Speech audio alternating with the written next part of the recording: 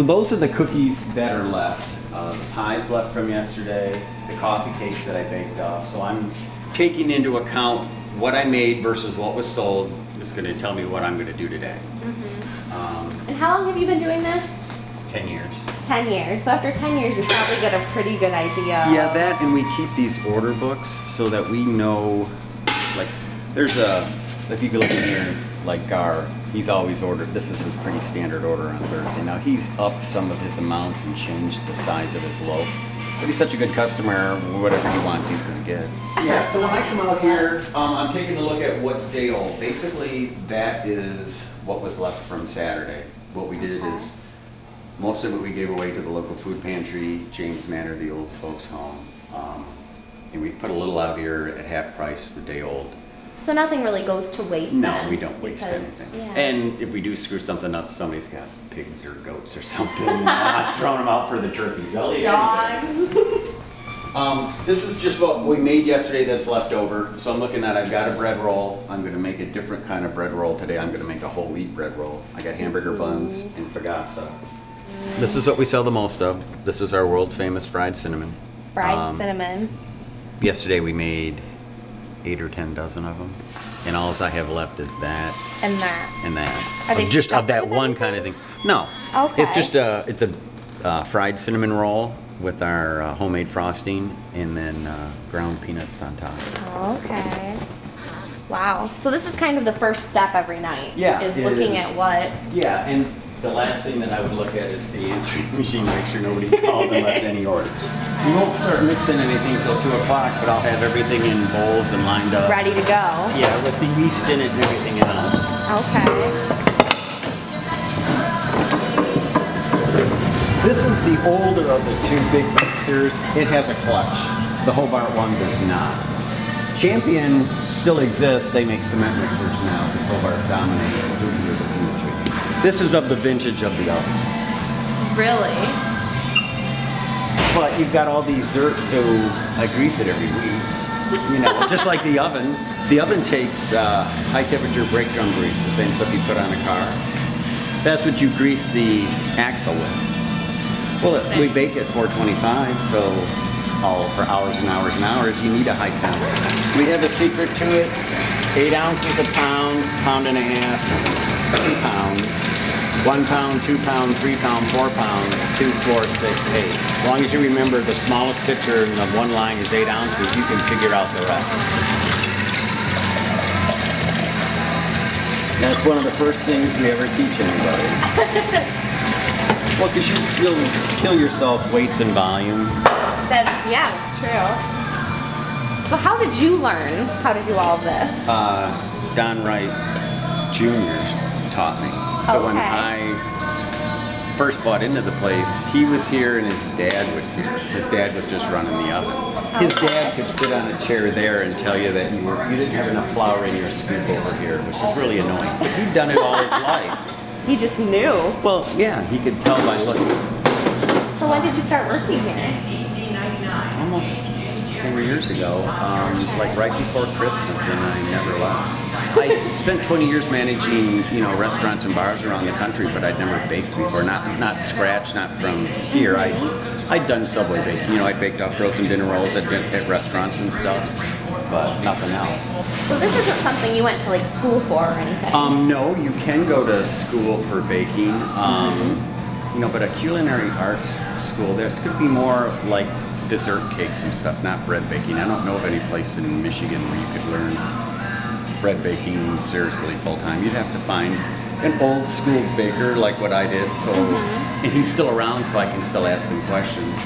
I'll show you the formula cards and stuff. So is this something you always saw yourself doing, or? No, but I was born and raised in Big Rapids, so when I came back to the area, it was kind of nice not to have to leave again. And you don't find established businesses like this up for sale. I mean, this has been around for 55 years. There's been a bakery on this location for over 100. Oh, wow. So you've been working nights for 10 years. And so are you pretty much nocturnal then? I am now. Really? I wasn't before, but I am now. That must be hard to work all night and sleep It all was. day. That's the hardest thing when you're hiring anybody. Where are you going to find somebody who's going to come to work at 10 o'clock at night, straight, sober, and then work into the next morning? You aren't. They lied to you in school when they said you needed to know geometry. That helps you diddly squat. But if you paid attention to percentages, that would really help you. Because all these Baker's formulas are in percentages. Oh. Let me show you. This is probably the easiest one. This is the fry dough. This is what we make all of the donuts out of. So look at this. It's in a type of shorthand. See 9-3. What it means is 9 pounds, 3 pounds, a pound 2, 3 ounces, 6 ounces, pound 8, 12 ounces, 9 ounces, 3/4 of water. Once you know the code, now you can read any of these formula cards. Oh, so a And pound these- 8, what does that really mean? A pound and a half of shortening. Okay. So it would mean it would be this shortening right here, which is what we use. It's a yeast raised shortening. So everything that you see underneath here is a 50-pound cube of shortening. Triple beam scale, you gotta have that, because that's how you scale everything. And it's just all raw ingredients. These all different kinds of flours and sugars, and they're double stacked. Here's 2 barrels deep underneath there. This is where all the raw ingredients are. So all the flour comes in 50-pound bags. And this is about as bare as it gets because I have yet to get the truck delivery. So these are cases of chocolate. So that's white chocolate there, and it's all berry caliber. And then this is more just raw ingredients, flavors, molasses, honey, you name it. This is quite an undertaking to do all this from scratch. Oh yeah, it's more than people think. It's like people, I mean, I used to know people 10 years ago, and they were like, well, Jude, come on out and hang out with us. And I'm like, I can't, not anymore. I bought into this business, and this is now my schedule. So what is this? This is Rustico. This is the bread that we made, or that I made yesterday. And after I mixed it for 10 minutes, and I let it sit out for half an hour, and then I stuck it in the cooler till I just now came and got it. And I'm going to cut it into 1.5 pound loaves, and then I'm going to ball it back up, and then I'm going to stick it in a bag, and then I'll go back in the cooler till the oven goes up to 425. Then we'll bring it out and proof it up and take it off.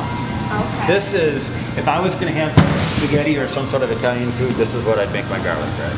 Oh. And we can make this, we have made it at times with an herbs de Provence in there. So it's already got herbs and spices in it. It's really good. That would be really good. So do you get a lot of the same customers every day? Every day, and a lot of them are every week. Like around here, we do the subs for Pompeii's. They're getting ready to reopen a location in Everett, so their orders will go up. We do subs for the Nestle Inn and for the place they opened in Everett, where it used to be Jalapenos, now it's the All-American Cafe. So we're doing subs for them. Used to do bread for Schneider's Market till they closed. I do bread and buns for Schubert's. Not all of them, but some of them. Now, because a factory's still going to be able to do it cheaper than I am. Everything I do is done by hand, and so it's pricier. I can't compete with a factory. Do you think people realize these differences in what you do versus? I think they're starting to. I think back before World War II, there was a bakery on every street corner because they hadn't figured out how to hydrogenate oil.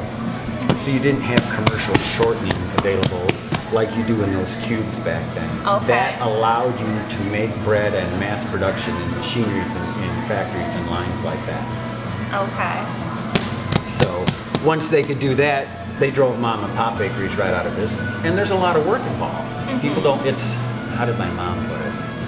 The former guidance counselor, she called it a life skill. Baking is a life skill. Most people don't know how to make a loaf of bread from scratch. No, the sourdough, people have been making bread like that for thousands of years. That was the first kind of bread. Bread is edible beer. That's really? That's what it is. Edible beer. Pretty much.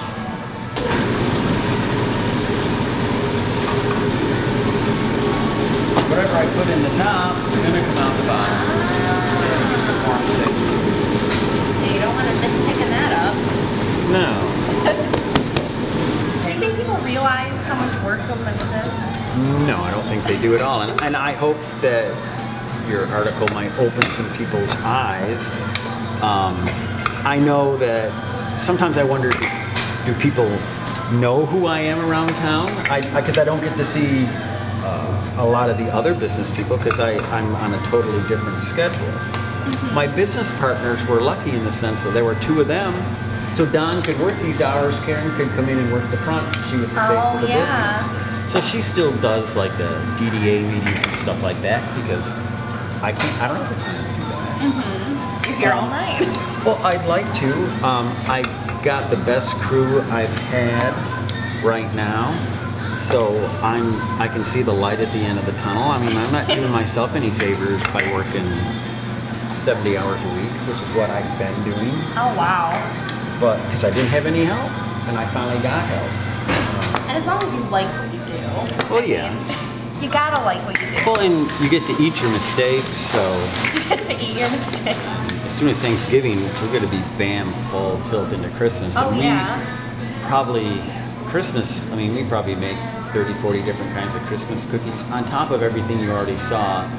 Plus we'll be making the coffee cakes in different shapes, plus German Stollen, fruitcake cookies, cranberry cookies. We make a lot of stuff. So do you dread Christmas time? Oh no, it's the money-making time, and well, dreading I'm gonna have to go through it whether I like it or not. I guess I've got true. I've got the best crew I've ever had, so I'm actually thinking, well, bring it on. I hope I don't live to regret this. Do you think a lot of people even realize that you come in here at 11 o'clock at night? Oh no, I don't think they have a clue. They just think that the cookies up here and that the prize I'm not sure how they think that happens. Or maybe they think that we're, kind of like Myers or whatever. I mean, most of that stuff, even the cakes and stuff, you can buy a frozen cake that all I have to do is, what would you like me to decorate it as? And just put the decorations on. You're not going to get a product like this. I mean, there's probably going to be a bakery in Grand Rapids that still do things like this, but they're few and far in between.